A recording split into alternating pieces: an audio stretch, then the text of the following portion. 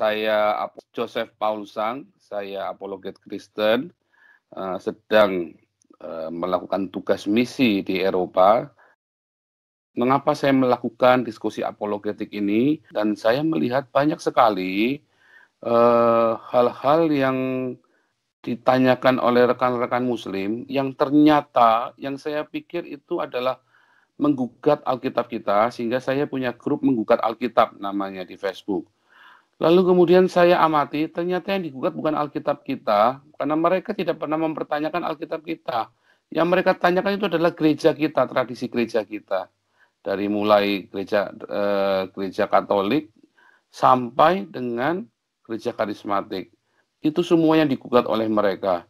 Dan apa yang mereka pertanyakan itu ternyata hal yang sangat masuk akal sekali, hal yang sangat wajar sekali.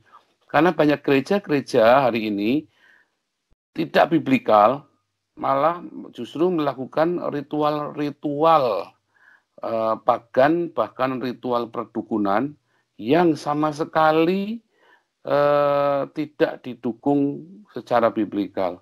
Dan ini yang harus kita mulai jujur kepada diri sendiri.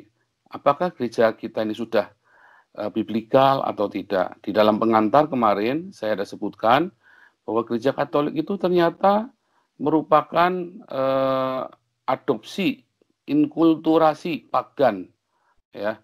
Sebenarnya sebelum ada gereja Katolik itu ada gereja Ortodoks dulu yang paling pertama, ya, dari Konstantinopel itu, dari Bizantin yang di Turki. Itu merupakan pagan Helenis. Nah, kemudian gereja Katolik Roma merupakan pagan Roma tentunya. Dan kemudian gereja-gereja Eropa mulai, dan itu merupakan inkulturasi dari budaya Eropa. Dan selanjutnya ada gereja Pentakosta dan gereja karismatik, ternyata itu juga merupakan inkulturasi budaya, ya, dan merupakan tradisi-tradisi. Dan tentunya kan mengejutkan sekali bahwa ternyata bahkan Anda hari ini bergereja pun merupakan sebuah tradisi yang diwariskan, ya. Dan tentu akan menjadi banyak pertanyaan nanti yang boleh bertanya. Kemudian apa yang menjadi dasar statement saya ini, ya, yang menjadi dasar statement. Yuk, bagi rekan-rekan yang pernah sekolah Alkitab ini, saudara akan ingat buku yang warna kuning ini, David Bosch, ya. Saya akan banyak cerita dari David Bosch yang buku yang kuning, judulnya Transforming Mission atau Transformasi Teologi Misi. Kemudian buku yang biru ini, ya, Robert Coates dan Mary Coates, ya, mereka adalah teolog liberal, ya. Kalau yang sebelah kiri ini evangelical, yang sebelah kanan ini liberal. Ya, tulis Power Politics Making of the Bible. Ya, ini semua sangat buku-buku ini sangat baik sekali. Satu evangelical dan satu liberal. Dan tentu beberapa teman-teman dari evangelical atau yang bahkan dari Pentakosta karismatik, loh Pak Paul ini jangan liberal. Saudara jangan anti dengan liberal, karena teologi liberal adalah sebuah fakta perkembangan teologi dunia ini. Ya, jadi beberapa orang selama di Eropa ini, beberapa orang karismatik Pentakosta dan karismatik, saya memisahkannya, mereka menjauhi teolog liberal karena mereka takut tergoncang imannya. Itu yang saya sebut, ya. Sebenarnya tidak ada yang salah dengan teolog liberal. Mereka adalah orang-orang yang jujur. Mereka tidak mau hidup di dalam ilusi agamawi. Justru dari orang-orang inilah saya banyak belajar dan menggali Alkitab, dan saya menemukan justru luar biasa Tuhan. Statement saya, ya, terhadap orang-orang ateis dan orang-orang teolog liberal ini, kalau memang Tuhan tidak ada, kalau memang Alkitab bukan firman Tuhan, maka yang nulis Alkitab ini pasti orang hebat sekali, orang setengah dewa minimum. Orang yang maha tahu segala-galanya sampai semuanya bisa detail persis sesuai historis dan bisa dipertanggungjawabkan. Alkitab menjadi milestone, ya, dari sejarah dunia Saudara bisa tahu sejarah dunia, sejarah kuno dunia, asal-usulnya itu dari Alkitab. Semua secara sekuler menggunakan Alkitab sebagai acuan, milestone. Nah, yang luar biasa sekali adalah ketepatan di dalam penciptaan. Ya, nanti di kelas di hari lain kita akan cerita tentang penciptaan. Bahwa penciptaan itu ternyata teori Big Bang dan teori-teori penciptaannya Stephen Hawking, walaupun sudah beberapa udah ditentang, ternyata itu sangat biblikal ya. Dan itu akan menjadi perdebatan yang seru antara saya dengan orang-orang ateis dan teolog liberal ini. Ya, namun hari ini kita akan belajar dari Skype ini tentang gereja yang tradisional dan gereja yang biblikal. Bagaimana kita membedakannya? Nah, sebelum kita masuk ke sana, di endingnya tadi sudah kasih kesimpulan tadi bahwa gereja-gereja Katolik sampai gereja karismatik adalah gereja tradisional, ya. Dan kita akan lihat, ya, kalau kita belajar tentang gereja hari ini, maka kita harus belajar tentang misiologi tentunya, ya. Makanya saya ambilkan dari buku David Bosch, karena di semua sekolah teologi di seluruh dunia pakai David Bosch bukunya, ya. Bahkan di Satya Wacana juga pakai David Bosch, STT Jakarta pakai David Bosch walaupun mereka liberal. Di sini saya lihat waktu saya ke Jerman, saya belajar teologi, saya juga kaget ternyata mereka pakai David Bosch. Loh, mereka pakai David Bosch. Jadi saya tanya teman-teman di Amerika pakai David Bosch, saya tanya teman-teman di Belanda pakai David Bosch. Jadi cukup terkenal sekali. Misiologi adalah sebuah studi aktivitas penyelamatan dunia oleh Bapa, Anak, dan Roh Kudus dengan membawa kerajaan Allah, itu garis bawahi ya, ke dalam dunia. Itulah misiologi. Ya, jadi kita tahu bahwa misi awalnya adalah Bapa, Anak, dan Roh Kudus membawa Malkut Elohim ke Haaretz. Kerajaan Allah dibawa ke dunia. Basilio Toteo, ya, dibawa ke globe. Seperti itu ya. Simpel sekali misiologi. Nah, dalam proses membawa Basilia Tauteo atau Malkut Elohim atau kerajaan Allah ke dalam dunia ini, maka melewati proses yang sangat panjang sekali yang kita bisa ringkas dalam Perjanjian Lama dan Perjanjian Baru serta gereja mula-mula dan refleksi kita hari ini. Nah, kita lihat misi di dalam Perjanjian Lama, ya, di dalam Yesaya 49 ayat 6, terlalu sedikit bagimu hanya untuk menjadi hambaku, untuk menegakkan suku-suku Yakub dan untuk mengembalikan orang-orang Israel yang masih terpelihara. Tetapi aku akan membuat engkau menjadi terang bagi bangsa-bangsa supaya keselamatannya daripada aku sampai ke ujung-ujung bumi. Jadi itulah misinya, ya, keselamatan bagi seluruh dunia. Karena manusia sudah jatuh di dalam dosa, maka harus dikembalikan, ya, misi yang awal. Misi yang awal adalah menghadirkan kerajaan Allah ke dalam dunia. Nanti di ending, di kesimpulan saya akan bacakan di Kejadian 1 ayat 1 ya, dan Kejadian 1 ayat 25. Nah, kemudian dari ayat tadi, maka David Bosch dan saya setuju ya, adalah menyimpulkan dalam Perjanjian Lama misi dari Yehova adalah bahwa Tuhan Yehova adalah memberitakan nama Yehova yang bertindak untuk melawan ilah-ilah yang hierofanis atau animisme dinamisme, itu gampangannya seperti itu ya. Kemudian Allah sebagai Allah covenant hari ini dan di masa mendatang harus diberitakan turun-temurun. Allah yang memiliki Israel sebagai pelayan, melayani yatim piatu, janda miskin, orang asing. Ya, selalu ada itu ya. Ulangan 15, maka tidak ada orang miskin di tengah-tengah kalian. Itu satu perikop ceritanya, saya cuman kesimpulannya satu, maka tidak ada orang miskin di tengah kalian. Kisah Rasul 4, kesimpulannya saya cuma satu. Maka tidak ada yang kekurangan di tengah jemaat itu.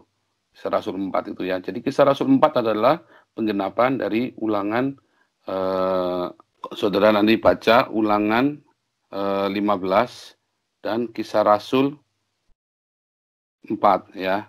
Sama temanya, tidak ada orang miskin. Tidak ada orang miskin, tidak ada orang miskin, atau tidak ada orang kekurangan. Nah, itu ya, ini saudara ingat-ingat ini. Mengapa? Karena hari ini gereja faktanya gagal melakukan ulangan 15 dan Kisah Rasul 4.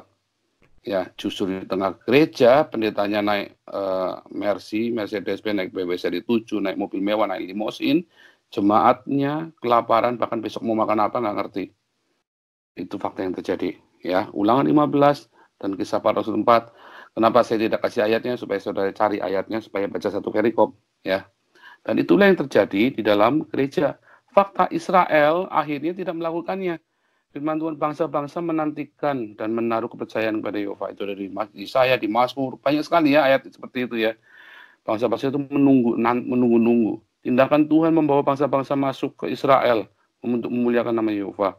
Ya, waktu Israel dikirim ke Mesir 400 tahun, waktu Israel dikirim ke Babel dan Media Persia 70 tahun, bahkan ketika orang Yunani, bangsa-bangsa mengakui Yehova adalah Elohim, El Shaddai. Ya. Yang lucunya, ketika orang Israel di Mesir, maka Yehova menunjukkan, Tuhan Yehova menunjukkan kuasanya. 10 tulah yang ada di Mesir itu adalah mewakili 10 dewa Mesir. Ditunggang balikan dan ditunjukkan bahwa dewa-dewa Mesir tidak berdaya.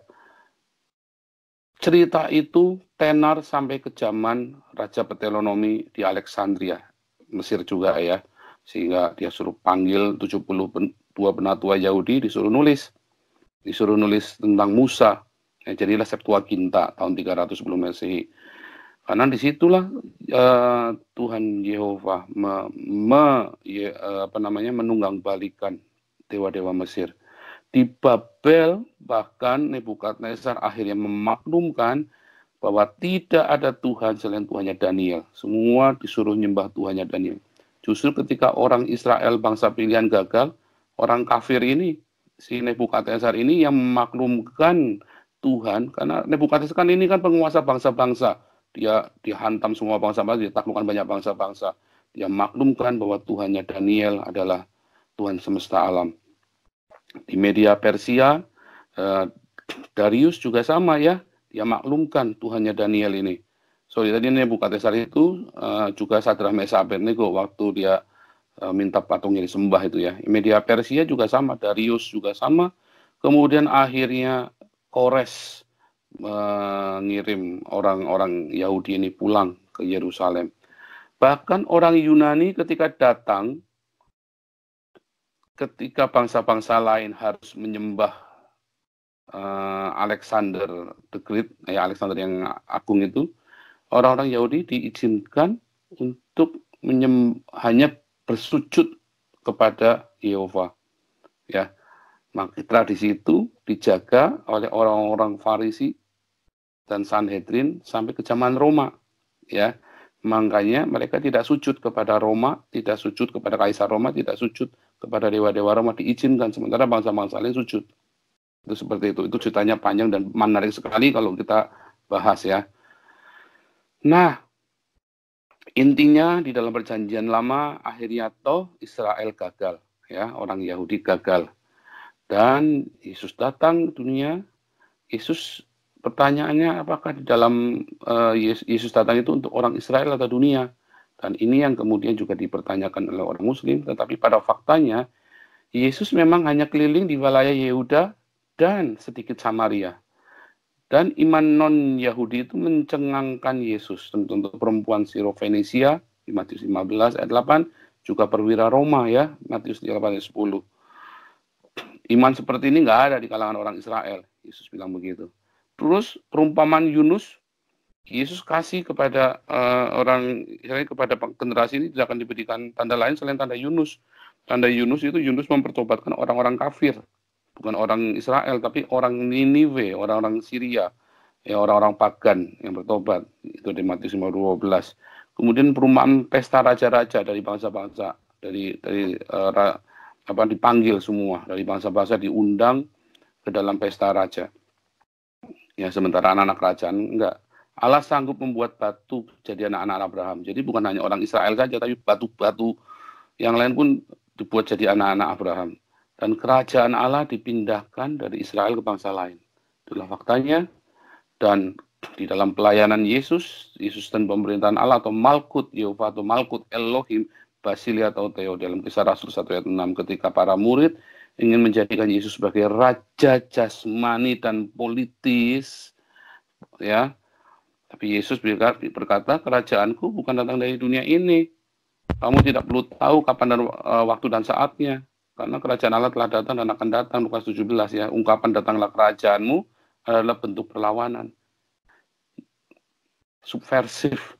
Jadi waktu orang-orang Yahudi itu, orang buta itu berseru-seru, Yesus anak Daud, Yesus anak Daud, itu subversif ya. Karena kalau bilang Yesus anak Daud itu berarti sama saja kita sama saja kita berkata hidup DNID. Oh, itu bahaya sekali di Indonesia, bisa diciduk itu ya. Itu sama dengan subversif, jadi nggak boleh kalau bilang anak Daud. Kenapa? Karena makanya orang Farisi panik, guru suruh mereka diam. Kenapa? Karena mereka sudah menjaga, orang Farisi baik ya, dia menjaga agar orang Yahudi jangan sujud menyembah kaisar atau menyembah dewa-dewa. Makanya mereka melakukan keseimbangan dengan melakukan kompromi Tanakh jadi Talmud itu ya. Dan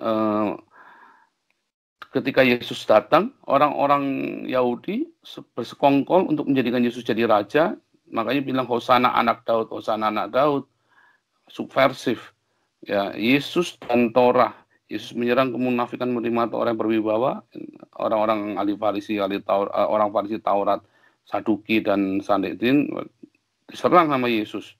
Karena mereka punya Taurat, tapi mereka dari kompromi politik, mereka ada benar-benar kompromi dalam kehidupan mereka juga. Makanya Yesus bilang, aku datang tidak untuk menggenapi Talmudnya kamu, tapi menggenapi Torah. Jangan paksa saya untuk menggenapi Talmud kamu, suruh cuci tangan, suruh nggak boleh ngapa-ngapain, segala macam itu ya. Semua yang ada di dalam Talmud itu. Saudara, kalau di Matius 5:17-48, kamu telah mendengar yang dikatakan kepada nenek moyangmu. Itu bukan dari Torah ya, tapi dari Talmud dan dari hukum Hammurabi. Mereka berkompromi karena mereka pernah di Babel. Yudaisme itu bukan dari Israel, tetapi dari Babel ya. Sejak dari Babel mereka ada Yudaisme. Dan mereka mulai menulis Talmudnya, walaupun belum jadi yang namanya Talmud, karena Talmud itu baru dibukukan di Talmud Yerusalem tahun 200 kira-kira ya. Tapi Yesus akhirnya intinya Yesus itu meradikalkan Torah, dan kemudian setelah Torah itu jelas hukum-hukumnya, sama Yesus dibatalkan. Lukas 16 ayat 16. Makanya Yesus bilang, Torah, hukum Torah dan para nabi selesai zaman Yohanes Pembaptis. Setelah itu kerajaan Allah diberitakan. Tadinya orang nggak bisa masuk kerajaan Allah, hanya yang punya Torah saja, yaitu orang Israel. Tapi hari ini kerajaan Allah diberitakan seluruh dunia, dan seluruh dunia berlomba-lomba untuk memasuki kerajaan Allah. Dan kemudian pelayanan Yesus dengan murid-muridnya bentuknya ada talmidim, matetai, pemuridan ya. Kalau di dalam Talmud, maka jadi Talmud tadi ya, murid-murid memilih gurunya, tapi Yesus malah milih sendiri muridnya. Torah adalah pusat, Yesus menjadikan dirinya adalah pusat, karena Yesus adalah firman Tuhan itu sendiri. Ya, Torah dan Prophet itu adalah Yesus. Murid diharapkan menjadi rabai, tapi bagi Yesus nggak ada murid yang lulus. Murid itu tidak akan pernah lebih dari gurunya. Jadi seumur hidup sampai mati dia tetap jadi murid. Kita ini tetap murid harusnya. Murid Yesus adalah hamba Yesus, dan murid selalu menyertai Yesus. Jadi para murid yang dimaksud Yesus ini adalah saksi penderitaan Kristus, salib, dan pemberita parousia, kedatangan Yesus yang kedua kali. Itu tugasnya kita para murid. Nah, kemudian perspektif Paskah ya, itu salib adalah akhir dari dunia yang lama, Taurat. Dan zaman Taurat tadi Lukas 16 ayat 16 ya. Taurat dan para nabi selesai zaman Yohanes expired. Kemudian masuk kerajaan Allah diberitakan seluruh dunia. Jadi kebangkitan Yesus itu merupakan awal dunia baru, meterai persetujuan terhadap praktik Yesus. Ya, tadi ayatnya sudah saya kasih, Efesus 2 ayat 15 juga, bahwa dengan mati Yesus kayu salib, dia mendamaikan hukum Taurat dan seluruh ketentuan dalamnya dibatalkan, dianulis atau diabolis, ya, katargeo, ya, bukan kata luo ya, kata luo itu dihilangkan, itu katargeo. Beda ya, menggunakan kata luo dengan katargeo harus dibedakan. Paskah menemukan definisi identitas jemaat mula-mula. Jadi jemaat mula-mula didefinisikan dengan Paskah. Dari mana? Dari ketika Yesus memecah roti, inilah tubuhku, lakukanlah ini untuk mengingat akan aku. Remembrance of me. Inilah darahku, lakukanlah ini untuk mengingat akan aku. Dan para rasul tahu bagaimana cara memecah roti yang benar. Namun hari ini gereja memecahnya hosti. Ya, ketika zaman dulu Yesus melakukan the Lord Supper, perjamuan Paskah di rumah-rumah, hari ini gereja melakukan Holy Communion, borongan. Pentak termasuk di gereja Anda kan? Itu makanya saya bilang Anda sedang melakukan tradisi, bukan biblikal. Pentakosta, Paskah tidak disiapkan, tidak dipisahkan dari misi. Namanya Paskah itu, nanti saudara akan belajar ya, saya akan kasih tahu bagaimana Paskah, the Lord Supper itu, saudara tidak boleh lepas dari misi. Karena ada dua amanah agung, ya, ada dua amanah agung. Satu yaitu beritakan Injil, jadikan murid, baptis. Yang kedua, kasih makan orang miskin, kasih pakaian.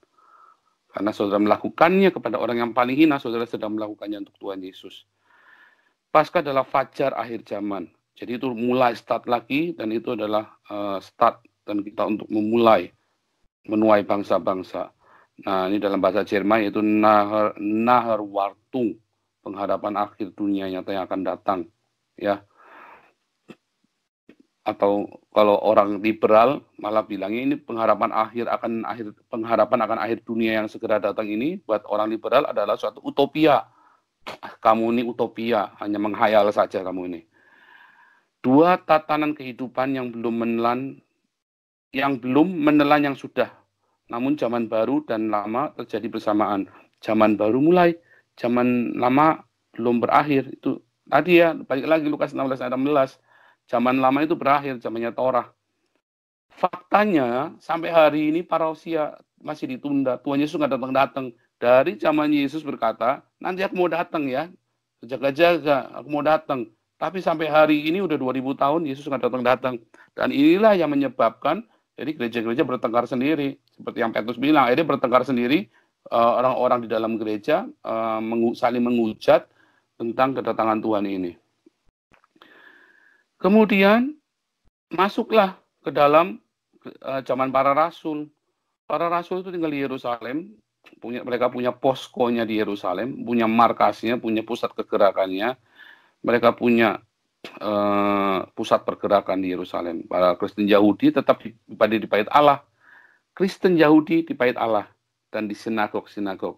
Tapi non-Yahudi ibadah di rumah-rumah. Karena mereka tidak disunat, nggak boleh masuk ke bait Allah, ya, ke sinagog aja nggak boleh. Itulah sebabnya Timotius itu disunat, walaupun Paulus bilang di Kisah Rasul 15 dan di Galatia, kalau Anda disunatkan maka Kristus tidak berlaku lagi, sia-sia, salib Kristus sia-sia dalam hidupmu. Tapi nyatanya di dalam Kisah Para Rasul, Timotius disunat atas biaya Paulus loh, ya, ditanggungkan ke Paulus. Supaya apa? Supaya Timotius bisa masuk ke sinagog, mengajar orang-orang Kristen Yahudi. Ya, jadi pada kenyataannya, ya, orang-orang Kristen ini yang mayoritas non-Yahudi itu ibadahnya bukan di sinagog dan bait Allah, tapi mereka ibadahnya di rumah-rumah, ya. Dan kalau saudara bayangkan kalau orang ribuan apalagi gereja Efesus itu ya. Sampai ribuan ibadahnya di rumah-rumah. Bagaimana caranya mereka ya? Tapi hari ini kita ibadah di gedung yang megah, haleluya. Proselit yang tidak diintegrasikan ke Yudaisme langsung diambil oleh orang Kristen. Menerima anggota baru tanpa disunat. Jelas ya, dua kelompok Kristen, yaitu orang Yahudi, nanti Hebraioi atau Hellenistai. Hebraioi itu orang-orang berbahasa Ibrani dan Aram, dialek Aram ya, dan Hellenistai, orang-orang berbahasa Yunani. Stefanus adalah konflik besar. Kenapa? Karena kejadian Stefanus ini, insiden Stefanus ini adalah keselamatan bagi non-Yahudi. Keselamatan bagi non-Yahudi melalui Kristus. Bukan melalui bangsa Yahudi lagi. Orang Yahudi sangat percaya sekali keselamatan hanya melalui orang Yahudi dan hanya orang Yahudi yang diselamatkan. Tetapi para rasul sangat yakin sekali, mereka mengajarkan bahwa yang namanya kerajaan Allah itu, Malkut Elohim itu bagi segala bangsa di dunia. Dan buat orang Yahudi ini sangat berbahaya sekali, yaitu masalah tradisi mereka. Karena mereka saat itu sedang terpojok, ya. Sukunya cuma tinggal sedikit saja, dan mereka sekarang sudah terpojok, mereka sudah berusaha eksis. Ketambahan ada sekte Nasrani ini. Ya, sekte Nasrani ini berusaha mendobrak, ya kan? Udah begitu, ketambahan lagi orang-orang Romawinya juga gerah dengan aktivitas mereka. Karena balik lagi, gerakan Kristen mula-mula itu identik dengan subversif ya, dituduh identik dengan subversif karena itu membahayakan perubahan gejolak. Perubahan tradisi yang bergejolak itu membahayakan politik ya. Makanya Stefanus itu adalah insiden besar. Lihat, Kristen mula-mula melibatkan pribadi Yesus sendiri, kesimpulannya ya, misi Kristen bersifat politis dan revolusioner ya, kisah 17:6 itu ya. Makanya Paulus dan Silas dituduh makar, dan mereka dituduh membawa raja baru yang bernama Yesus. Sifat misi Kristen mula-mula melampaui batas sosial, ekonomi, dan ras. Melewati orang merdeka, hamba barbar, Yunani kaya, miskin lagi perempuan. Bandingkan dengan gereja Anda sekarang ini, dan merupakan ketidakmungkinan sosial, ketidakmungkinan sosial ya. Tapi hari ini kan gereja kan lucu kan, jomplang kan, menjadi sebuah komunitas berbaur yang disebut bangsa ketiga ya. Ini terkenal sekali di Kartago ya, di Afrika. Terus ketika ada sebutan Maranatha, ya Tuhan datanglah, itu sementara buat orang tadi saya bilang itu utopia klise, tapi buat mereka enggak, karena saat itu mereka ditekadin benar, ketidakadilan, penindasan, kemiskinan, kelaparan, penganiayaan, mereka bilang stop. Mereka itu hanya bisa diatasi dengan Yesus datang sebagai raja segala raja. Makanya saya lupa ya, saya baca penelitiannya, disertasinya salah satu dokter di STT Jakarta, saya lupa namanya, sorry. Tadi saya lagi ingat-ingat, saya lagi tanya-tanya, lupa namanya. Itu karena udah nggak ketemu selama 5 tahun ya. Disertasi dia tentang surat Wahyu, tentang Wahyu itu ya, kitab Wahyu. Dia bilang kitab Wahyu itu sebenarnya adalah politis. Semua simbolis-simbolis itu adalah subversif. Ya, Yohanes itu adalah pemimpin gerilya orang-orang Yahudi. Ingat, murid Yesus salah satu adalah orang Zelot ya, gerilyawan Yahudi. Zelot ini pasukan khusus satu yang dengan 2 orang saja dia bisa bunuh 10 sampai 20 orang dalam satu kompi atau batalion Roma. Jadi Yesus waktu disalib, waktu malam sebelum disalib, Yesus bilang sama murid-muridnya, yang punya 2 jubah, 1 dijual, belikan pedang. Karena di Mazmur dikatakan ia akan terhitung di kawanan para pemberontak. Ya, jadi gerombolan Yesus ini adalah gerombolan makar. Nah, penderitaan kekuatan misi Yesus atau Paulus dan para martir, itulah yang terjadi. Bandingkan dengan hari ini Anda naik limosin, paling hobi naik Alphard itu, ya kan? Nah, itu bandingkan dengan para rasul, para pemimpin gereja yang saat itu adalah para martir. Alphard KW, Pak. Yesus tidak pernah sudah ada pertanyaan, apakah sudah bisa disampaikan? Atau boleh. mau selesaikan dulu? nggak apa-apa. Ini separuh Baik, dulu. ini ada SMS, yang lain boleh sampaikan Mm-mm. kalau ada pertanyaan langsung aja mic-nya langsung di on dan langsung tanya atau melalui SMS di Skype. Dari Margarita, Ya. ini ditomohon, Shalom Pastor Paul, kenapa ya organisasi-organisasi di Indonesia sulit untuk bersatu? Iya, Nah, solusi yang terbaik bagaimana? Terima kasih. Iya ya, sulit juga. alasannya kan, no, Paulus sama itu Barnabas saja bertengkar, Paulus sama Petrus saja bertengkar. Alasannya kan begitu kan. Iya, iya, iya, iya. Tapi Paulus sama Barnabas nggak bertengkar terus-terusan loh. Nggak kayak gereja Hmm. sekarang, bertengkarnya terus-terusan sampai ke anak cucunya. Pakai ayat Ya lagi. kan? Pakai ayat lagi. Paulus sama Barnabas nggak bawa-bawa nama Tuhan loh waktu bertengkar loh. Hmm. Paulus Barnabas bertengkarnya atas nama karena Markus, gara-gara Markus kabur, terus Barnabas mau bawa lagi. Tapi di Ya. akhirnya Paulus bilang, Markus bawa sini, saya perlu sama dia. Dia itu berarti sekali. Markus itu dianggap anaknya sendiri. Coba bayangin ya. Hmm. Jadi nggak bertengkar terusan. Paulus dengan Petrus itu nggak bertengkar loh. Orang bilang, Hmm. gara-gara itu bertengkar.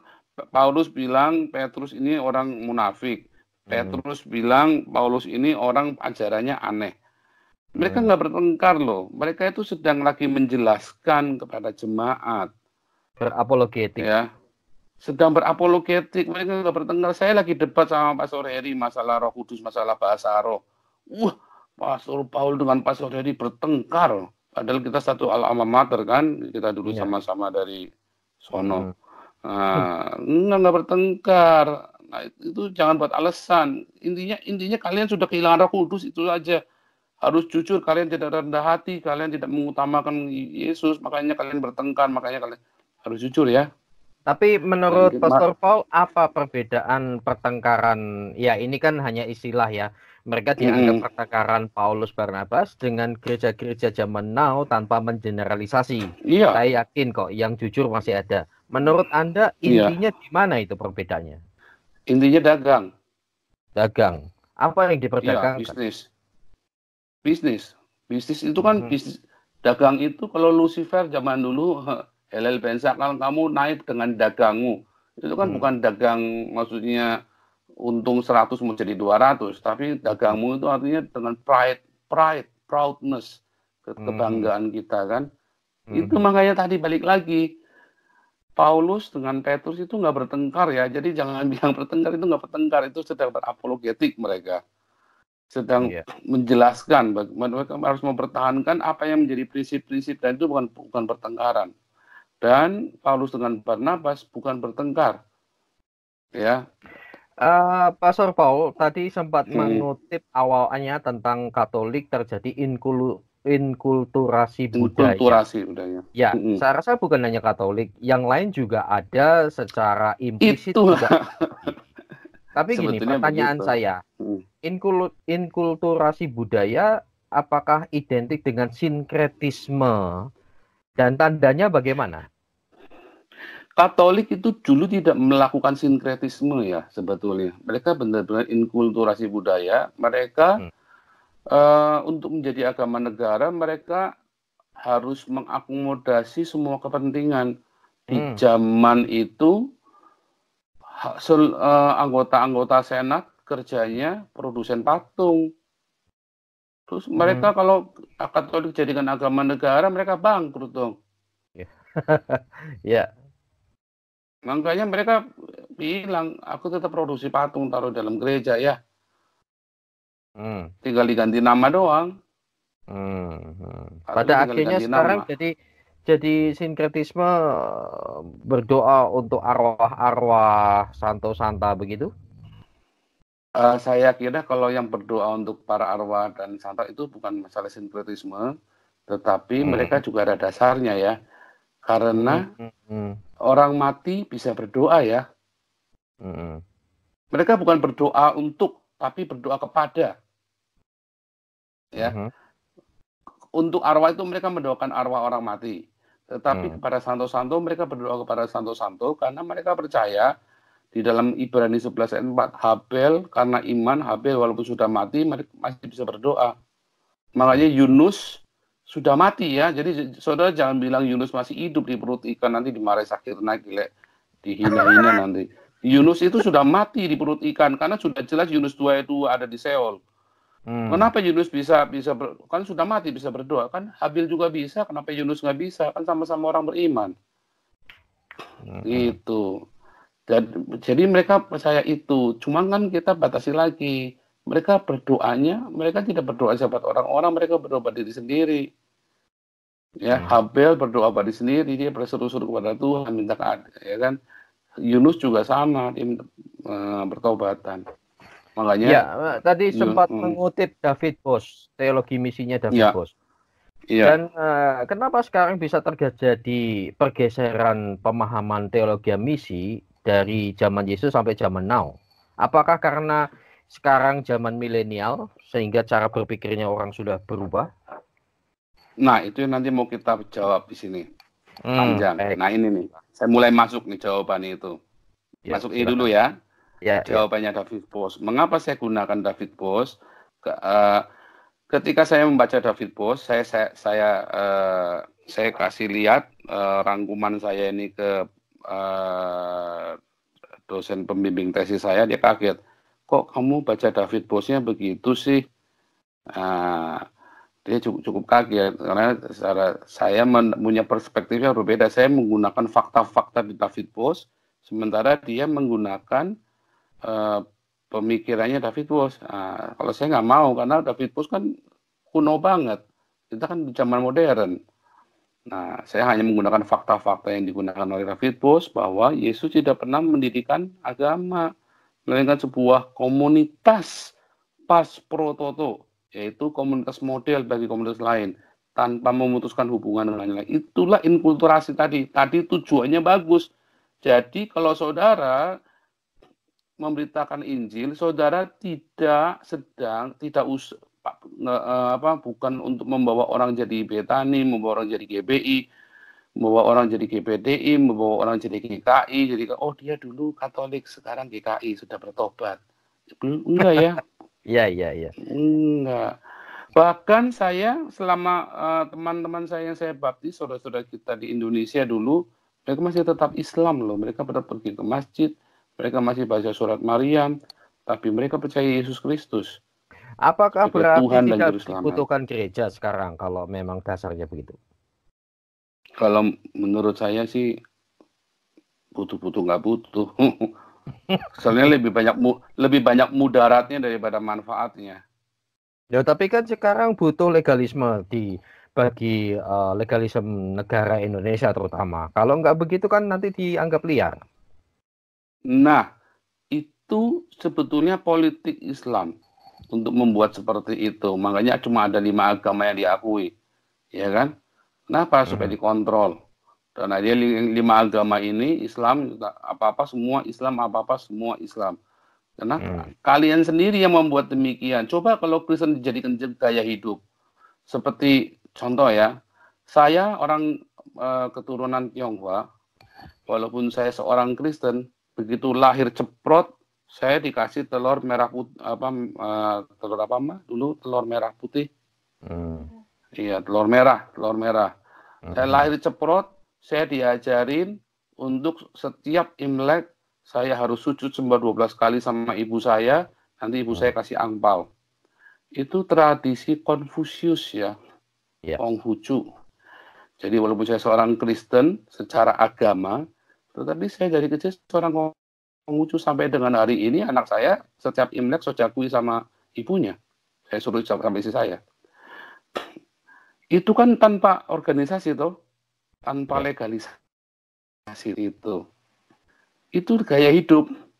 Saudara-saudara yang sungkeman, saudara kan nggak perlu pakai izin negara untuk sungkeman setiap hari Suro ya, apa itu tahun di Jawa itu kan nggak perlu. Saudara mau ziarah ke makam itu nggak perlu izin negara toh. Iya seperti itu. Yang bikin izin negara kan Orde Baru, yang suruh bikin izin. Dan kalau saudara mau kumpul-kumpul bikin gedung gede, nanti saudara bilang kumpul-kumpul mau menyembah Tuhan, nanti natunya subversif lagi, makar. makanya harus izin kan. Nah itu seperti itu. Oke. Itulah faktanya. Baik. Nah makanya Yesus meramalkan kerajaannya, tapi organisasi gerejanya yang muncul. Itu kenyataannya kan.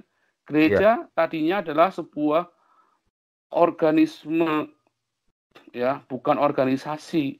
Tapi sekarang jadi organisasi. Jemaat tidak berhasil dan itu apa ya, bahwa kenyataannya bahwa orang non Yahudi mayoritas tidak bisa dirangkul, tapi justru orang non Yahudi yang banyak datang pada Yesus. Sebenarnya itu gambarnya itu lebih asik yang mana tuh, rame-rame begitu sama di rumah. Kalau Pak Pendeta bilang lebih asik rame-rame, pasti perpuluhannya banyak. Tapi kalau buat pertumbuhan rohani yang kanan.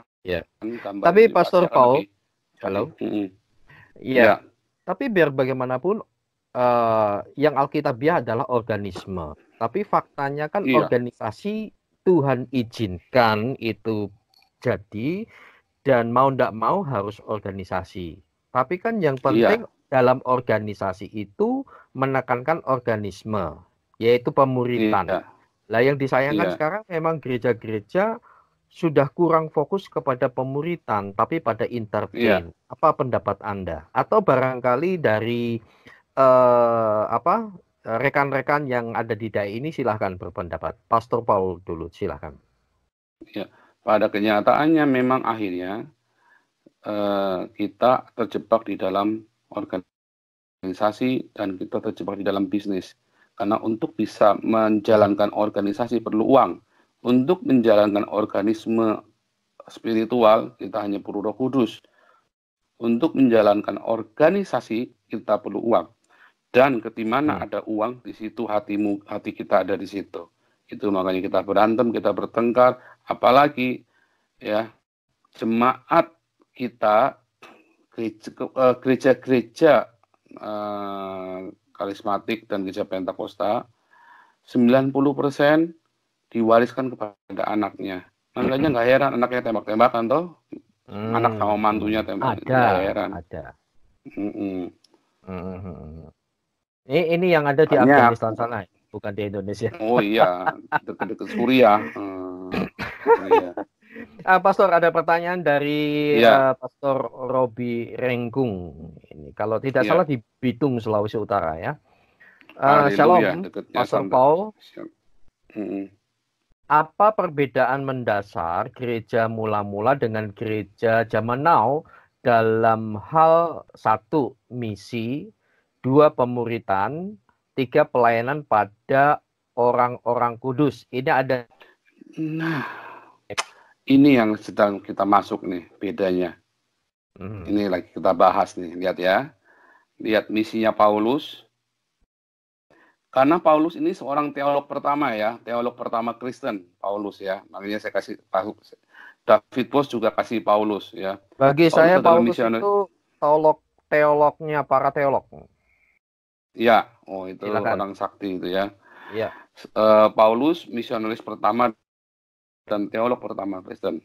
Strategi misi Paulus jelas, motivasinya jelas, misi kemenangan Allah yang apokaliptik ya. Gereja adalah komunitas eskatologi. Itu jelas. Kalau sekarang gereja adalah komunitas dagang, ya kan? Hitung perpuluhan. Kalau zaman dulu komunitas eskatologi itu para usia, bahwa kita menantikan sesuatu yang mulia dalam eskatologi itu. Kita menantikan parousia, sesuatu yang utopia, sesuatu yang mulia ya. Nah, paradigma misi Paulus kan simpel. Gereja itu kelompok baru berdasarkan kasih Kristus. Kalau sekarang gereja adalah kita melihat lahan, ya kan? Suatu ketika ada pendeta, kenalan saya, kita bikin ladang misi di desa. Wah, rugi dong kita. Ya rugilah, mau misi, gimana mau untung? Ya kan, kita mau pergi misi ya pasti rugilah. Duitnya banyak lah. Dan memang Pastor Paul, tahun lalu di Manado saja ada surat turun dari Jakarta, sebuah organisasi di mana gereja-gereja cabangnya dia yang minimal tidak impas atau cash flow-nya kalau ditutup. Fakta itu. Kayak cabang BCA, ya, cabangnya bank aja yang nggak profit silakan. ditutup toh. Jadi 3 pertanyaan. Apa perbedaan misi, pemuritan, dan pelayanan pada orang kudus? Inilah misinya sekarang dengan misinya zaman dulu beda. Makanya ini kita masuk dalam paradigma misi melenceng jauh sekali hari ini. Ya, tujuan misi kenapa saya keluar dari organisasi sinode saya yang lama? Karena waktu saya cerita tentang misi, Ibu Gembala tetap ngomong, Ibu Gembala senior ya, karena saya kan juga gembala kan di dalam board di dalam board director saya.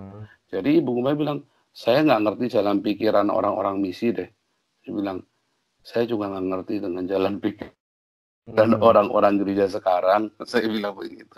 Nah itulah, nah ini lihat ya, terjadi perbedaan dari mandatnya Adam, ya. Sekarang gereja-gereja di Eropa sedang balik ke mandatnya Adam, menciptakan manusia ya untuk dominate, untuk rules, memanage bumi. Makanya gereja-gereja Protestan khotbahnya tentang environment sekarang di Eropa ya. Kalau saudara di Indonesia khotbahnya semua selalu berkat, perdamaian, sedikit politik.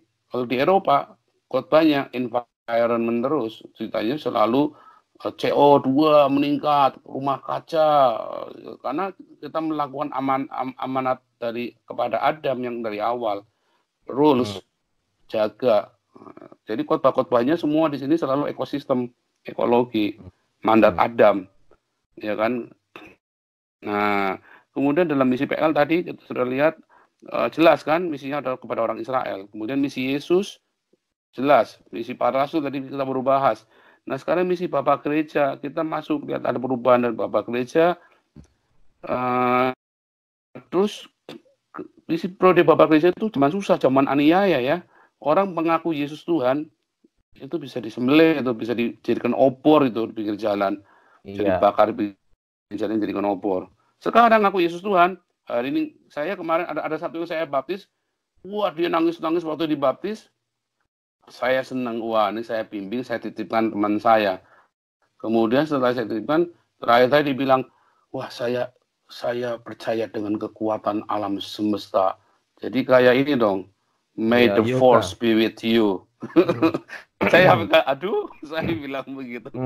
Nah, terus terus mereka ada pergeseran di zaman terutama ketika periode ini kebalik ya, sebelum Katolik Roma ini sebelumnya ada Helenis ya, ada dari Bapak Gereja, sudah saya tulis, dari Bapak Gereja jadi Helenis, dari orang-orang Katolik ini, zamannya Bizantin, dijadikan agama negara, dari zaman aniaya, kemudian mereka harus dijadikan politis, dan orang kalau tidak ke gereja, bisa dibunuh, ya kan. Paradigma Katolik Roma juga sama, makanya dalam Katolik Roma, nanti saudara lihat misinya berbeda. Protestan misinya beda lagi, abad pencerahan beda lagi, makin bergeser.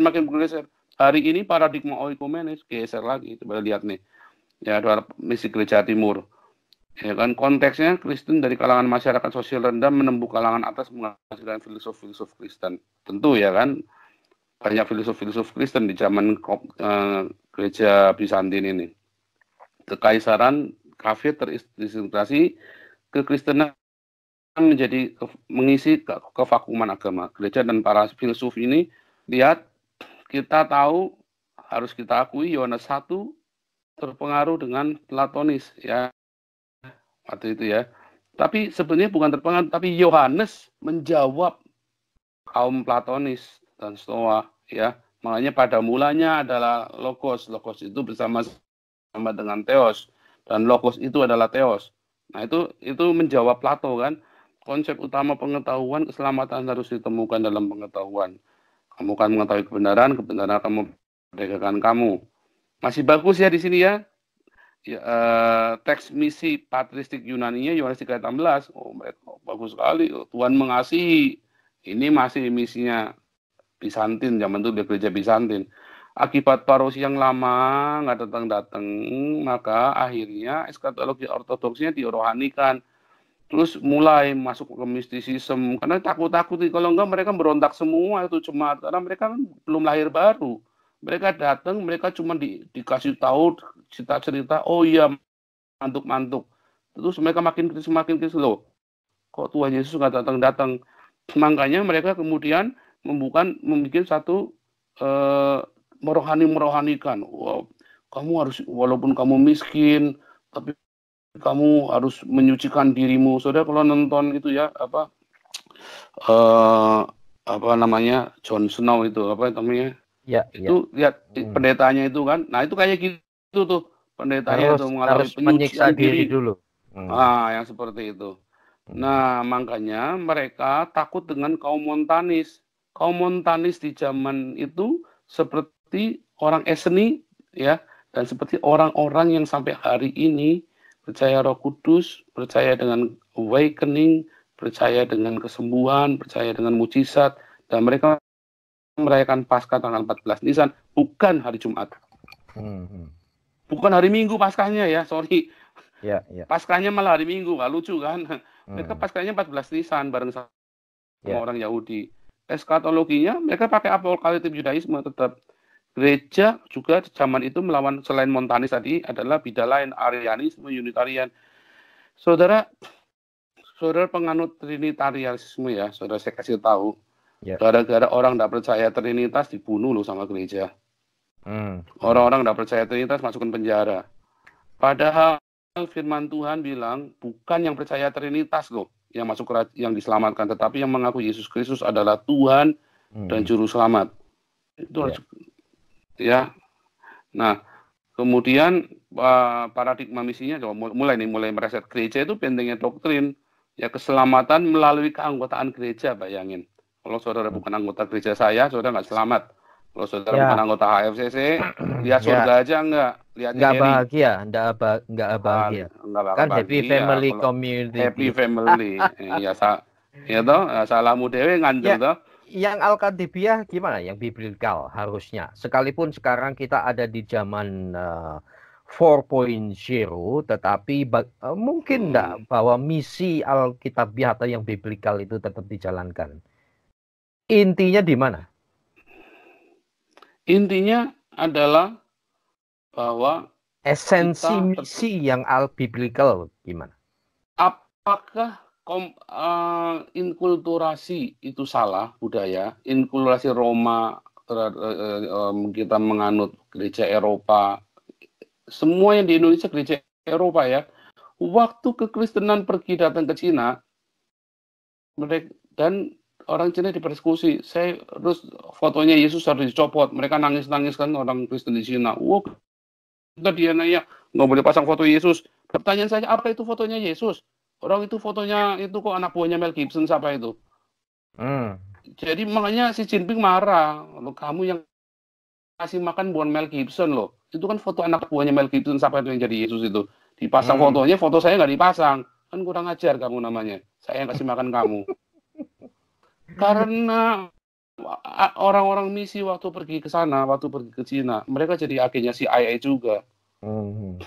Nah, jadi mereka membawa liberalisme, membawa Amerika. Mereka membawa Amerika. Misi yang datang ke Indonesia, mereka membawa Eropa. Ya, makanya saudara lihat semua peralatan dalam gereja saudara sangat Eropa sekali kan. Dan sekarang yang laku Amerika, karena Indonesia kan lebih dekat dengan Amerika, makanya gerakan Pentakosta karismatik lebih laku merajalela di Indonesia. Tapi kalau di Eropa, gerakan karismatik nggak laku. Ya, beberapa pendeta ngomong, sorry, that is not our culture. Kenapa? Satu, gerakan Pentakosta, oke lah, mereka masih bisa terima dan cukup banyak ya. Tapi begitu udah masuk gerakan karismatik, sorry, that is not our culture. Kenapa? Karena gerakan karismatik dari Azusa Street. Ya, bukan dari siapa, Peter Parham ya, apa? Parham. Bukan dari Bapak Pentakosta, bukan. Sorry ya, saya menggunakan kata yang sangat rasis. Bukan dari orang putih, tapi dari orang hitam. William Seymour dan dari Seymour dan William Seymour ini orang hitam dan anak budak lagi, bekas budak bapaknya, dan mereka budaknya orang Eropa dulu. Makanya bilang sorry, that is not our culture. Itu sangat jelas sekali. Ya, saudara bayangin ya nggak seperti itu ya. Nah kemudian saudara lihat zaman itu basilika mewah, dibuat liturgi mewah. Memang kemanusiaan Kristus dan ketuhanan Kristus nggak disangkal, tapi tidak diekspos. Zaman sekarang, saudara lihat, ini hampir sama kan? Ini model gereja kayak gini, Mas. Ini kalau zaman dulu kan mewahnya nggak begitu. Zaman dulu kan ini namanya mewah. Zaman sekarang mewahnya beda. Saudara kalau karpetnya yang nggak harga 1 miliar nggak akan dibeli. Saudara kalau nggak pakai LED, harga gerejanya saja ngeri ya, saudara. Saya bayangin seluruh Jakarta, kalau gedung gerejanya isinya dijual, ya, dan untuk pekerjaan misi, untuk kasih makan orang-orang miskin, untuk pekerjaan misi penginjilan, itu selesai dalam 5 tahun untuk Indonesia dimenangkan konversi jadi Kristen. Ya. Nggak nyampe 5 tahun. Masalahnya sekarang semua di Indonesia berlomba-lomba beli jet. Bangga kalau dinubuatin sama Nabi, oh, pendeta ini dinubuatin nanti punya jet pribadi. Oh, pendeta ini dinubuat. Saya bingung.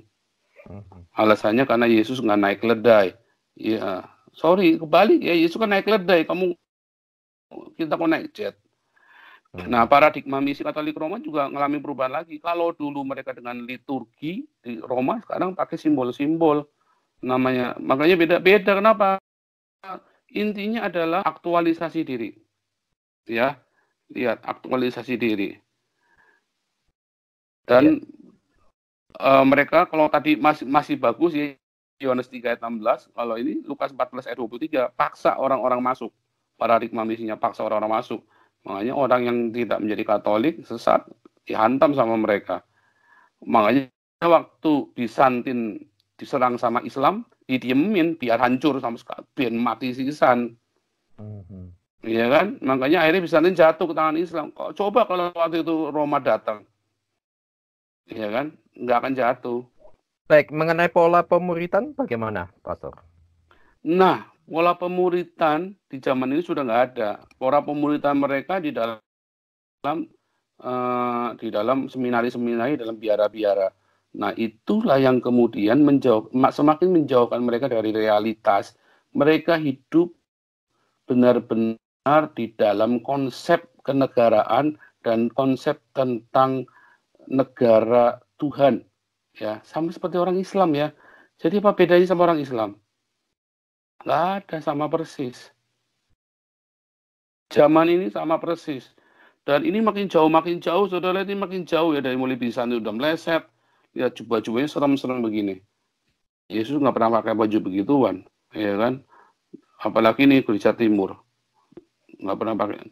Mereka mentoringnya mereka itu mentoring yang sangat eksklusif sekali, ya, eksklusif mentoringnya. Jadi orang kaya atau orang ya punya guru yang bagus. Kalau orang yang nggak kaya ya nggak punya guru. Ya sama zaman Paulus.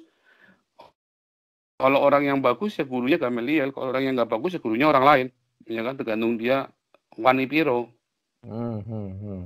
Nah, kemudian mulai si Martin Luther ini nakal kan, dia lihat nggak bener nih. Nah, makanya dihantam lagi sama Martin Luther. Dia bikin dalil-dalilnya Martin Luther 90 berapa itu ya, Martin Luther itu. Pembenaran oleh iman dan segala macam. Tetapi akhirnya Martin Luther pun terjebak loh ya.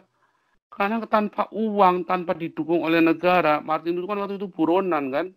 Sehingga dia mau nggak mau harus kompromi dengan kerajaan yang melindunginya, di Jerman kan. Makanya akhirnya stop, gerakan Martin Luther itu stop di sana. Ketika Agustinus membangkitkan teologi Paulus di abad ke-5, Luther membangkitkan teologi Paulus di abad ke-16. Berusaha balik ya, waktu itu mencoba balik. Tapi akhirnya dengan adanya mulai balik lagi para usia itu, Yesus kan diramalkan zaman itu kan tahun 670 sudah Yesus datang lagi, tapi nggak datang ya. Akhirnya mulai kendor lagi, apalagi dengan kemudian munculnya Calvin tadinya menguatkan ya, tapi akhirnya Calvin juga menjadi salah satu dengan predestinasinya. Akhirnya mulai stop, nggak penginjilan lagi, karena orang kan harusnya sudah diselamatkan toh. Kalau predestinasi, ngapain kita beritakan Injil lagi? Makanya orang-orang reform di sini nggak turun ke jalan penginjilan, ya. Terus dibaptis, saya kaget. Kenapa harus dibaptis? Mereka bilang. Jadi mereka sudah jauh sekali, ya. Makin lama makin jauh, ya. Mereka juga mempersiapkan. Mereka percaya bahwa Katolik akan hancur. Jadi mereka semua misinya itu mulai kolonialisme. Coba saudara lihat. Mereka sudah, kalau yang namanya misi, menjadikan namanya misi itu berarti saudara menjadikan mereka budaya Semua kita, bangsa. gitu loh. Ya. Iya, menjadikan semua bangsa budaya kita. Ini mulai dari zaman mereka kan, mulai zaman ini kan, mulai zaman Jadi gini, banyak orang kolonialisme. merasa memegang amanat agung utama gereja, tugas utamanya adalah Yes. Matius 28:19, pergi jadikan semua bangsa muridku. Tetapi ternyata Iya, malah kolonialisme. Begitu maksudnya. iya. Itulah faktanya yang terjadi. Ya, Ya, idealnya singkat cerita, bagaimana? Idealnya bagaimana? idealnya benar-benar jadikan semua bangsa muridku itu bukan Muridnya dengan Yesus. membawa budaya kita, bukan memaksakan orang untuk menjadi agama Kristen. Nah, Karena sekarang Yesus bilang, I am the way loh. Kita kasih yes. tahu jalannya dia loh, bukan agama loh. I'm sorry. Tapi sekarang ada kegerakan yang kembali kepada akar Ibrani. Pada akhirnya jadi Yahudi Nah, tambah jauh Yahudi daripada lagi. Yahudi. Terutama yang Nah, itu. menekankan kata Yahweh, kemudian Iya. sahabat fellowship dan lain-lain. Menurut Anda gimana? Apakah itu Itulah saya, amanat agung? makanya mereka akhirnya kembali ke tradisi yang ditulis, yang di Markus 7:8. Kenapa kamu lebih taat kepada tradisi daripada kepada perintah Tuhan, daripada entolen, tauteo. Mereka lebih percaya dengan paradosin, tradisi-tradisi. Oh, akar Ibrani, tradisi Ibrani. Mereka lupa orang Yahudi ini yang nyalipin Yesus. Ya toh? Ya. Loh, mereka bangga kalau jadi Yahudi. Mereka lupa orang Yahudi gara-gara mereka akar Ibrani ini, mereka itu menyalipkan Yesus. Iya, tapi kan mereka punya dasar bahwa ya akarnya dari sana, jadi harus kembali ke sana gitu. Tetapi oke, itu betul, tetapi sampai sebatasannya di mana gitu loh. Halo. Itulah sebabnya gereja Katolik dulu melarang semua peringatan-peringatan Yahudi, semua kalender-kalendernya Yesus itu diganti semua karena mereka menghindari Yahudisasi Roma kan, itu kan bekas jajahannya. Makanya semua kalendernya Yesus diganti semua. Jadi Yesusnya sudah nggak menggenapi lagi. Jadi kita bukan balik ke akar Yahudi, tapi kita Bukan kembali ke menggunakan budayanya gitu. tapi ke Tauratnya. Hmm. Nah, sekarang ada lagi di Eropa saya ketemu. Mereka melakukan Taurat, orang gereja Kristen karismatik. Mereka tidak sok Yahweh-Yahwehan. Tapi mereka masih melakukan hukum Taurat. Rata-rata orang karismatik, contoh di Belanda ya, saya ketemu, semua orang karismatik yang saya temuin nggak makan babi. Saya bilang, waduh rugi amat kamu nggak makan babi itu enak sekali. Saya juga nggak makan babi, tapi satenya, Pak. Tuh, satenya ya. Oke, itu intermezzo. Baik, Pak, ada pertanyaan dari Ibu Julia dan saya rasa bisa saya konekkan dengan misi dari pertanyaan Bapak Robi Rengkung, misi pemuritan sudah banyak tergeser. Gereja apapun, poin akhirnya adalah harus amanat agung. Matius 28, 19, 20. Pergilah jadikanlah semua bangsa muridku dan baptislah mereka baru diajar. Nah, ini pertanyaan Ibu Julia nih. Menyangkut nih. Apakah dengan demikian perlu ada baptis ulang? Bolehkah dibaptis 2 kali? Nah, ini pertanyaan klasik sebetulnya dari yang percik yang menolak dengan selam. Biasanya begitu. Jawaban Anda bagaimana? Apologetikanya gimana? Nah, sama saja tadi balik lagi. Itu namanya ritual kan. Nah, jadi kan sedang ritual lagi kan, tradisi kan. Padahal Yesus itu tidak mempermasalahkan percik dengan selamnya loh. Faktanya adalah begini. Faktanya adalah Di zaman Taurat, zaman Perjanjian Lama, mereka dibaptisnya bukan diselam loh, tapi digerucuk pakai air kan. Digerucuk pakai air atau digerucuk pakai minyak. Diguyur. Ya kan, kalau itu Daud pakai minyak dari tanduk. Tetapi beberapa yang lain kalau aslinya di imamat, digerujuknya pakai apa tadi? Air. Ya kan? Nah, adapun kejadian seperti yang Paulus bilang, orang Israel melewati Laut Merah itu, menyeberangi Laut Merah terbaptisan, kemudian Naaman juga menyelam 7 kali. Namun itu tidak secara kalau orang Israel lewat lampu merah kan mereka nggak berenang toh, dia jalan melewati tempat yang kering kan. Nah kemudian ada lagi, artinya baptis kan baptis. Nah kalau saudara lihat waktu Yesus berapologetik dengan orang Farisi, kenapa murid-muridmu nggak cuci tangan? Kata cuci tangan itu dari kata baptisol. Iya. Ya, pendeta Protestan kemarin waktu kita baptis, kita di gereja Protestan ini mereka membaptis selam yang pertama.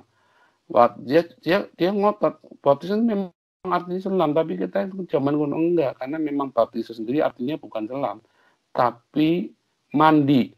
Saya lebih tepatnya katanya mandi, makanya kata di bahasa Indonesia dipermandikan itu lebih tepat ya, karena baptis itu artinya mandi, sebetulnya itu artinya mandi bukan diselam. Iya, itu lebih tepat. Karena baptis itu artinya cuci, membersihkan diri. Sebetulnya mencuci tangan, membersihkan diri. Nah, pertanyaan krusialnya sekarang, perlukah baptis ulang? Kalau dulu dia nggak punya iman, ya dibaptis ulang. Oke, kan itu baptisan poinnya. boleh setiap tahun toh. Oh gitu. Kalau zaman dulu orang Yahudi kan baptisnya setiap tahun toh, Yom Kippur dibaptis ulang, Yom Kippur dibaptis ulang setiap tahun. Memang itu akan terjadi pro kontra gitu kan. Iya, kalau saran saya ya jangan tiap tahun dibaptis. Sekali dong. Terutama kalau berangkat ke Israel baptis. Oh, itu apalagi. Makanya saya bilang tuh kan. Jadi sekarang yang sudah dibaptis terus pergi ke Israel baptis lagi, masih berani bantah kalau Anda sedang melakukan tradisi. Tapi ya bagi saya sekedar untuk pengalaman ya di sini Yesus dibaptis, saya pengen rasakan ya oke aja lah. Nah, iya. Iya. Oke. Baik, kalau wisata atau bisnis agama. Itu dia. Nah ini Pak, kan itu pada akhirnya nanti kena kepada ritual dalam gereja ya. Bagaimana baptisan yang ini seringkali terjadi polemik, baptisan mana yang benar. Plus perjamuan suci, perjamuan kudus juga ritual. Ya toh? Ritual. Perjamuan juga ritual yang Tuhan Yesus perintahkan. Bagaimana seharusnya? Seharusnya itu ada di 1 Korintus, sebentar ya. Saya tadi mau cari ayatnya malah lupa pagi-pagi. Waktu Paulus bilang, cara kamu melakukan makan itu, memakan perjamuan Tuhan itu nggak benar. Makanya nggak heran banyak yang sakit, sampai bahkan ada beberapa yang mati. Terus beberapa pendeta khotbahnya, makanya tuh jangan bilang ini cuma simbol. Ya, malah ada yang kasih kesaksian, nih rotinya saya paku nih ke tembok. Ada yang kesaksian, sampai keluar darahnya segala macam. Itu namanya mistisisme, enggak? Itulah yang membuat kita diperbodoh dengan hal-hal yang seperti itu. Tapi kenyataannya seperti itu. Ya, tapi saya belum pernah lihat. Dan berbahagia yang tidak melihat tapi percaya, itu saudara berarti percaya dengan itu perdukunan dalam gereja justru. Pastor Paul, maaf, kita 20 menit lagi. Oke, lanjut. Iya. Jadi intinya bagaimana sih sebenarnya, kan ritual yang tertinggal di zaman Yesus itu adalah apa? 1, Holy Communion, 2, baptisan. Tetapi sebenarnya waktu kita membaptis pun, namanya baptis itu, kenapa itu bukan ritual? Karena baptis itu, air itu yang pertama kali ada dan ada di bumi, alam metafisika pun ada di alam rohani, ya kan? Jadi air itu yang di dalam 1 Yohanes 5 ayat 8 itu menjadi saksi kita. Air bersambung kepada air, ya, sampai dari alam jasmani sampai ke alam rohani. Itu air itu ada di sana dan itu menjadi saksi kita. Saksinya air, darah, dan roh. Yang kedua darah Yesus, tiga Roh Kudus, ya. Nah kemudian kalau saudara lihat di 1 Korintus 10 kalau nggak salah ya, bahwa waktu Paulus menegur mereka makan, pada kenyataannya para rasul itu nggak pakai hosti ya. Mereka makan itu benar-benar memecah roti. Kalau sekarang tuh makan nasi. Kalau mereka kan makan roti, memecah roti, pecah-pecah. Kita makan nasi. Ya, memang makan bersama. Benar-benar makan. Makanya waktu kita melakukannya dengan tidak layak, mengapa? Karena di zaman itu sampai dengan hari ini, kalau kita udah makan-makan, pasti donatur gereja yang paling besar yang disuruh makan dulu. Nah, janda-janda miskin belakangan, apalagi kalau udah tua, bau lagi belakangan, sisa-sisa. Makanya Paulus bilang, makanya nggak heran kamu banyak yang mati. Kenapa? Di rumah udah makan kenyang, di sini jamu makan lagi, kamu makan dulu lagi, malah pilih daging paha domba yang paling besar, paha babi yang paling besar kan, bukan domba ya, paha babi ya kalau ditomohon. Makanya tambah mati kamu, penyakitan, dikutuk sama Tuhan, penyakitan kolesterol lah. Coba kalau janda-janda miskin dulu yang makan, kamu terakhir sisa-sisanya mereka kamu makan, kamu ini sehat. Itu malah kalau bisa dari rumah kamu dibawa sekalian buat perjamuan, biar orang-orang ini yang miskin dulu, orang-orang tua, orang yatim dulu yang makan dulu. Harusnya begitu kan? Tapi kenyataannya kan enggak. Itulah perjamuan kudus yang benar. Iya. Itulah perjamuan kudus yang benar. Ya. Dan itu yang kita lalai. Kita lalai, hati-hati ya, karena kita lalai satu, waktu inilah satu buku lakukan untuk remembrance of me. Artinya kita harus berbagi hidup kita, ya kan? Kita membagi dapur kita, membagi makanan kita, membagi pakaian kita, ya. Pastor Paul, itulah tubuh, ya. Jadi kalau saya berkata bahwa sebetulnya Tuhan Yesus tidak pernah memerintahkan untuk merayakan Natal, tapi justru merayakan kematiannya, itu yang diperintahkan, yaitu perjamuan Paskah. Apa pendapat Anda? Ya, harusnya begitu. Jadi sebetulnya bukan masalah memperingati Paskah atau Natal. Yesus tidak, yang dimaksud Yesus bukan itu, bukan ritual harinya, tetapi remembrance of me. Jadi ingat, kalau saudara sedang membagi, bagaimana saudara mengingat Yesus ketika saudara membagi makanan Anda, ya.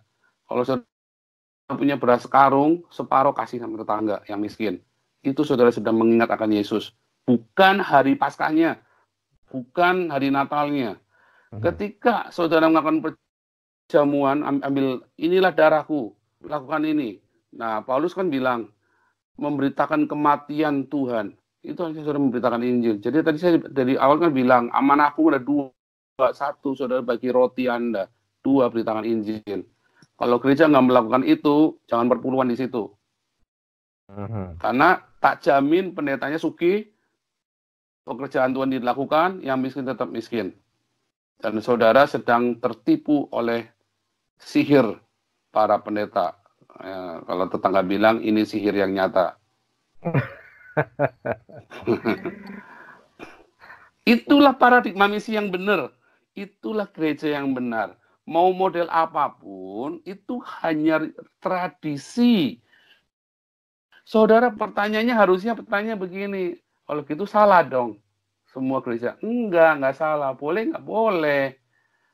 Yang masalahnya adalah kita terjebak di dalam tradisi, di dalam paradosin, tapi kita tidak melakukan entolentoteo, Markus 7 ayat 8. Saat Anda terjebak di dalam paradosin, tradisi. Oh, kalau Anda tidak perpuluhan, Anda mau masuk neraka, ada ya? Saya kaget, nggak perpuluhan masuk neraka hubungannya. Waduh, tambah ngawur lagi. Perpuluhan itu Lukas 16 ayat 16. Perjanjian lama. Yesus Tadi kan di depan Yesus membuat Taurat jadi radikal. Bukan perpuluhan lagi, tetapi 100%. Saudara nggak 100% nggak masuk surga loh. Serius. Bukan cuma perpuluhan. Saudara perpuluhan itu tidak ada tulisannya masuk neraka. Tetapi kalau saudara tidak 100%, saudara tidak masuk surga. Karena lebih mudah onta masuk lubang jarum daripada orang neraka masuk surga. Iya Pak, orang kaya masuk surga. Ya. Itu masalahnya. Pastor Paul. 1 Korintus 11 ya, 1 Korintus 11 tentang perjamuan kudus. 1 Korintus 11 ayat 17 sampai selesai itu ya. Jadi itu cerita tentang perjamuan. Jadi saudara tadi harus bagi roti, itu namanya perjamuan kudus ya, bagi roti Anda. Dan memberitakan Injil atau minum darah. Begitu. Boleh nggak sekarang kita tetap pakai hosti dan pakai cawan anggur kecil, boleh-boleh saja. Tapi kalau saudara nggak melakukan itu, saudara sedang tidak mengatakan Yesus, saudara sedang melakukan ritual, saudara sedang masturbasi rohani. Itu kasar sekali itu. Saudara pikir saudara bertemu Tuhan Yesus, tapi sebenarnya enggak. Saudara pikir sedang mengingat Yesus, saudara sedang orgasme, saudara pikir, tapi sebenarnya ternyata saudara nggak ada pasangannya. Sendiri, saudara sedang menikmati diri sendiri. Iya. Ya, waktu kita 5 menit lagi. Iya. Masih banyak pertanyaan lagi, apalagi bisa sangkut pautkan dengan Kristen Ortodok. Kristen Ortodok ini kan merasa yang paling menjaga tradisi dan lain sebagainya, tapi nggak usah dijawab sekarang. Belum lagi bahasa roh. Bagaimana bahasa roh yang zaman Kisah Rasul dan sekarang masih relevankah atau bagaimana? Kebetulan saya juga lagi gencar-gencarnya di situ. Dan tapi belum bisa dijawab sekarang. Kita akan lanjutkan berikutnya langsung kepada pertanyaan.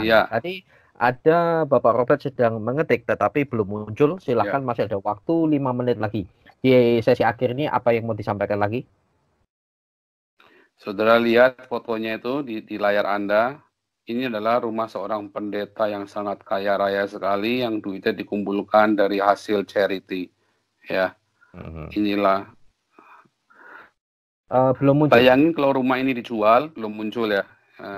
Kalau rumah ini dijual, ini bisa kasih makan berapa ratus orang, berapa ribu orang yang bisa dikasih makan dengan rumah ini. Sementara dia menikmatinya di situ. Ya, berapa banyak Injil yang bisa diberitakan dengan menjual rumah ini. Ini baru rumah, belum udah muncul belum tuh gambar rumahnya? Sudah. Muncul nggak? Baru muncul. Ya, sudah. Oke, sekarang saya lihat nih gerejanya dijual, ya kan? Coba diklik lagi, diklik lagi Pak, gambar rumahnya. Oke, gambar rumah ini. Keluar gambar rumah. Kelihatan ya? Mungkin yang lain sudah kelihatan, di tempat saya belum. Ya, lemot berarti internetnya lagi gangguan. Tapi dari tadi kelihatan ya, terus ini gereja-gereja. Coba hari ini saudara gereja sedang berlomba-lomba, saudara hari ini sedang berlomba menghias gereja, berhentilah, bertobatlah. Sebab kerajaan Allah sudah datang, sudah dekat. Daripada saudara menghias gereja, pergunakan uang itu untuk kasih makan jemaat Anda yang miskin dan untuk sekolahkan mereka. Bukan berarti tidak perlu, tapi kan kalau kita perlu tempat yang paten, yang representatif kan bukan berarti tidak boleh kan? Kan bukan masalah boleh nggak boleh, tetapi kita sekarang apa sih panggilan gereja? Apa sih panggilan gereja yang benar? Kita tadi kan balik lagi, panggilan gereja adalah bukan untuk bergedung ria. Panggilan gereja adalah dari rumah ke rumah. Jadi kalau perlu nggak punya gedung gereja sebenarnya nggak apa-apa. Saudara harusnya bukan menjalankan organisasi, tapi bagaimana bisa hidup membuat suatu komunitas di dalam the way. I am the way. Saudara sedang ngajari mereka jalan-jalan Tuhan. Bagaimana mereka hidup sesuai dengan jalan Tuhan. Tapi saudara ya tadi yang Paulus mengkritik Petrus itu ya, berapolog. Kamu itu mengajarkan jalan Tuhan, tapi kamu sendiri nggak konsisten. Kita menjalankan jalan Tuhan dengan cara kita borjuis dengan gereja-gereja yang mewah, megah, gemerlapan. Kita ngajari jemaat. Kita ngajari jemaat buat ngirit, tapi kita sendiri seperti itu gaya hidupnya. Kita ngajari jemaat untuk hidup kudus, tapi kita sendiri kawin cerai pendetanya. Nah, kan ribet sekali kan.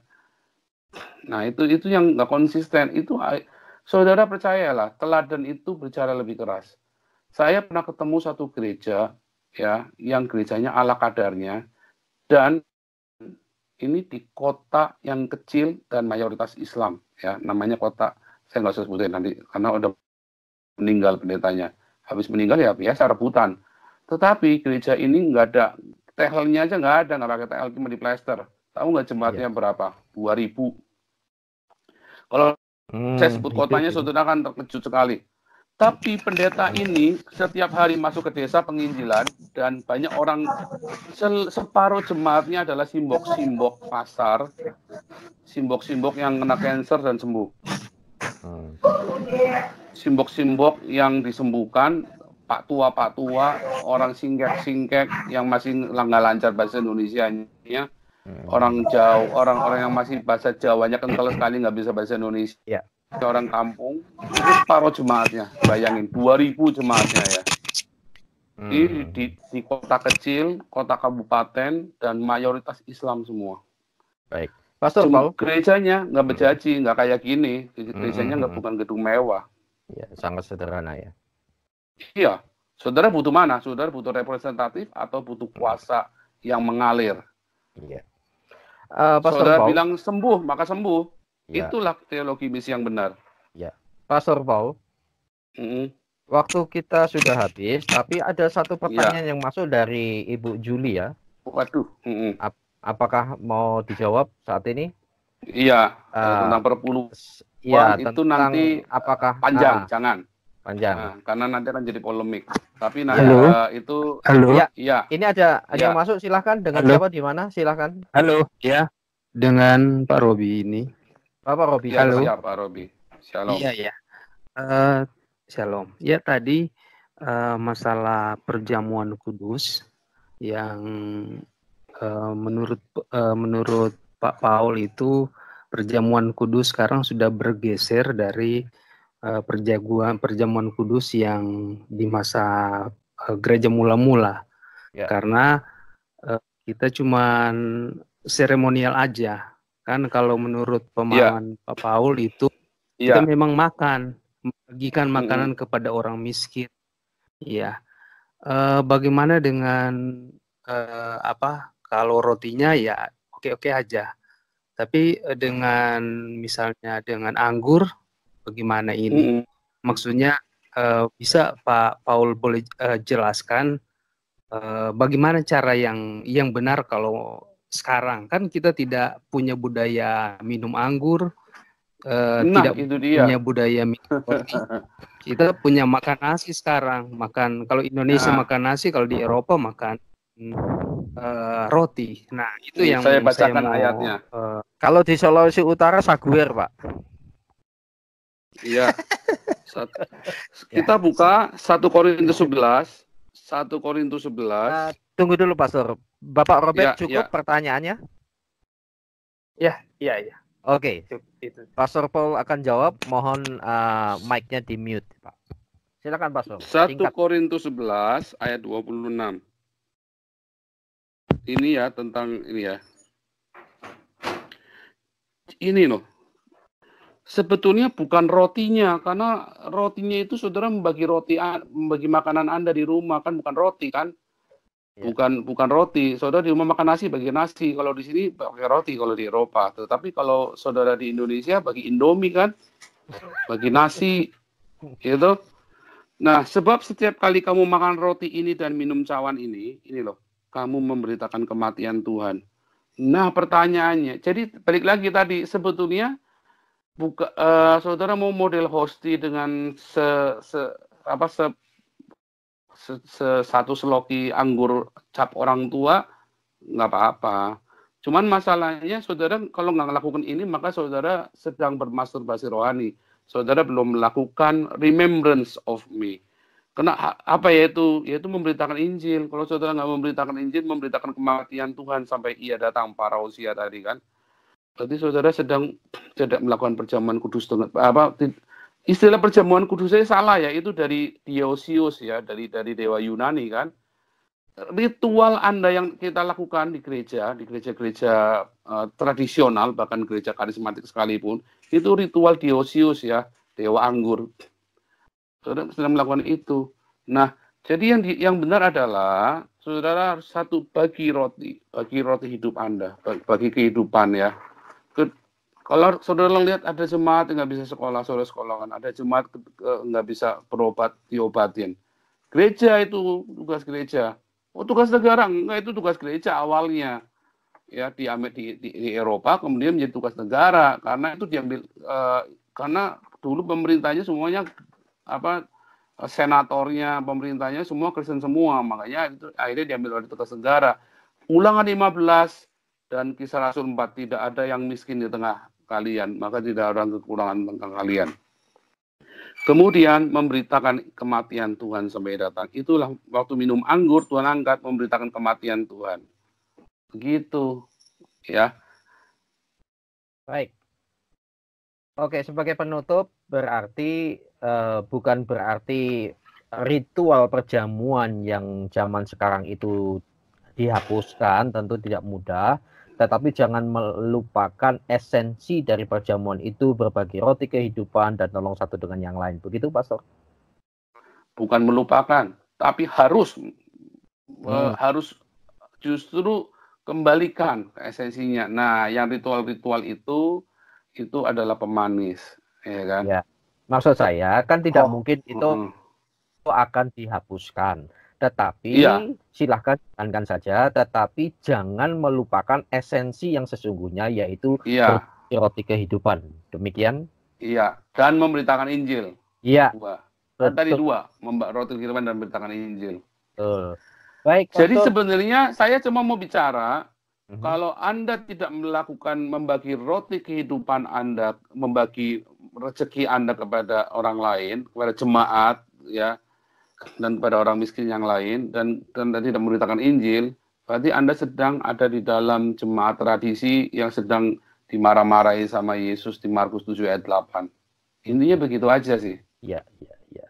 Baik, karena waktu, jadi kita harus berhenti sampai di sini. Jam. Luar biasa, Pak Soreli. Iya, mengenai Ibu Julia, ini nanti akan kita bahas, tetap kita akan simpan pertanyaan ini, akan dibahas pada pertemuan berikutnya.